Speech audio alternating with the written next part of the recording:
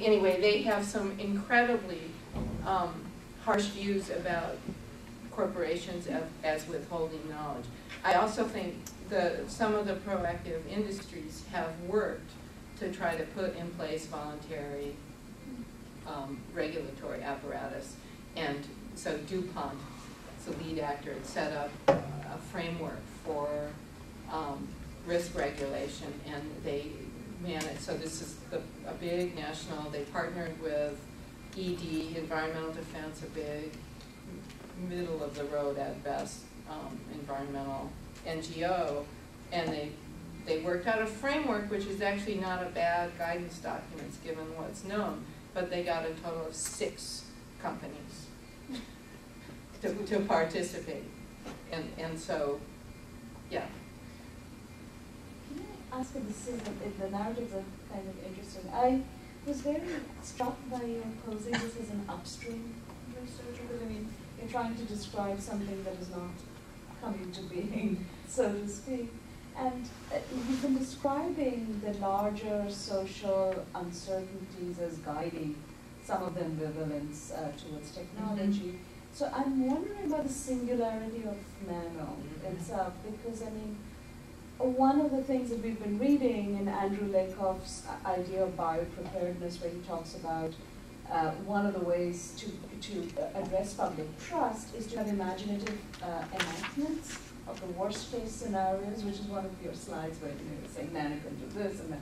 So that kind of imaginative enactment that sort of, in some ways, turns something singular into a generic kind of threat that we know from other technologies. And I was wondering if there's is there a counterpoint or an analogy that through which people think about nano? I mean, it's not, after all, dioxin, or it's not, you know, it's not certain kinds of. Right.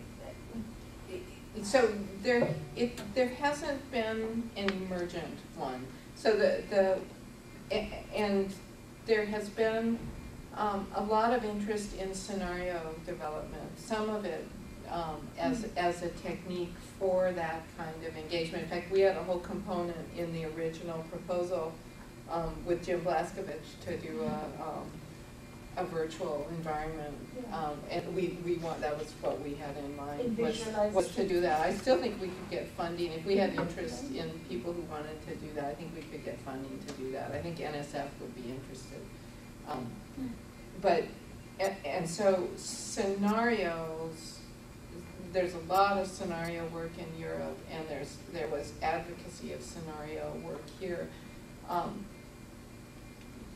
And I think from a risk perception standpoint, I do think that would be one way to help think about it and to deal with it. I actually think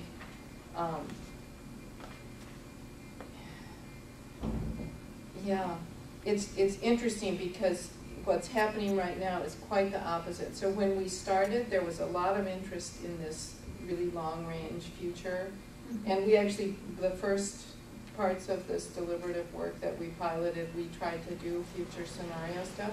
It was very difficult. It's very difficult for people to visualize in the future something that is completely inchoate to them. And so, but they play video games. I mean, and there's a lot, huge entertainment media complex. Right, and so speculative work. Right, and Colin's work is so emergency drills too. Right? Pardon? Emergency drills, right? The sort of emergency preparedness, which is always out of anticipation of the disaster that is to come. So I think that's part of that. Must be part of the speculation, right? Yeah. There's a big difference between playing it towards the drill and actually experiencing the earthquake. No, certainly. I mean, also in the way that people would think about it. I mean, I can. Right. I mean, the issue is whether,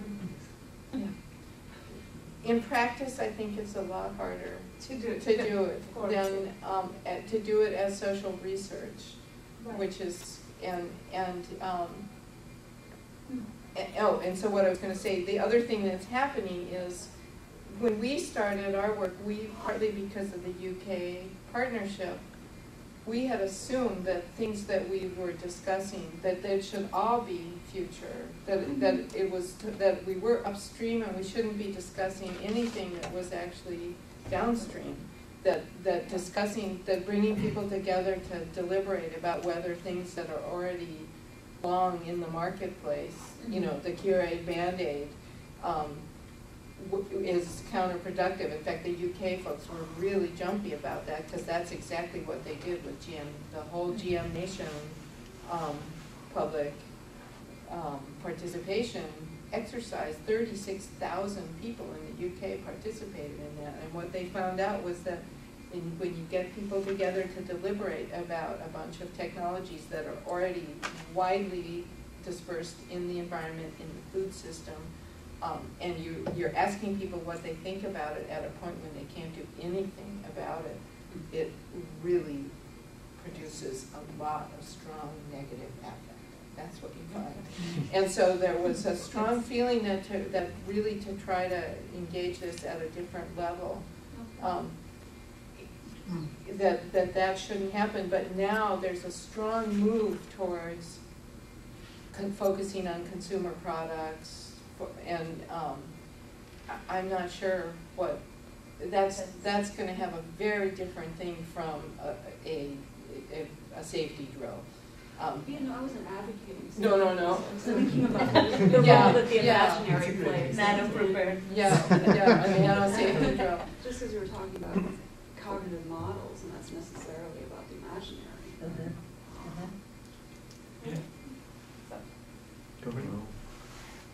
I was just thinking, just to stay with this for a minute longer, the way Vishnu formulated it as singularities becoming the basis for certain generic scenarios.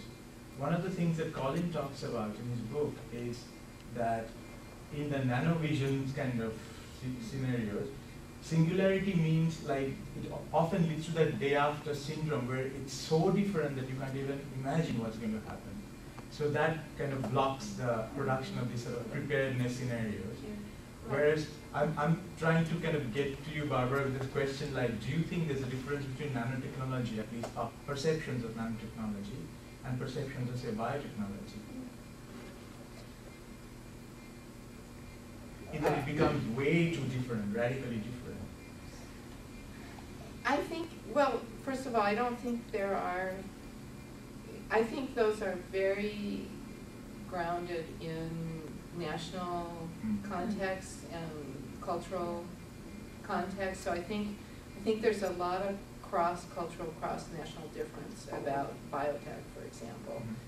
And so, and nano, the problem with nano for a lot of this work is that, first of all, it's not an end. It's, I mean, biotech is also multiple, but nanotechnologies are incredibly diverse, and and therefore,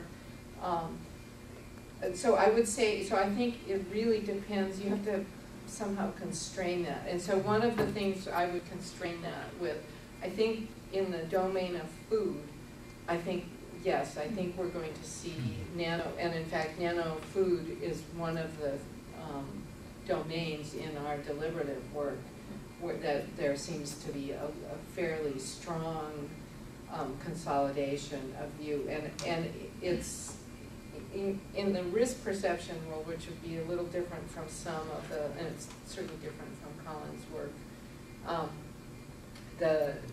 I mean, biotech, George Gaskell did a big study on biotech in Europe and concluded that the problem with biotech in Europe is not about risk.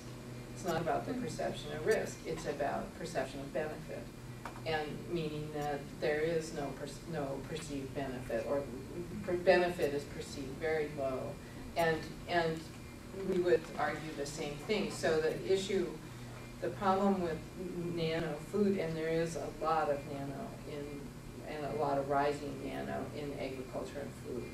And there's a lot of nanomaterials in foods that we're eating. And some of those nanomaterials have been in those foods for quite a long time. Emulsifiers in mayonnaise, for example, ice cream, ketchup. I mean, it's not all new technology.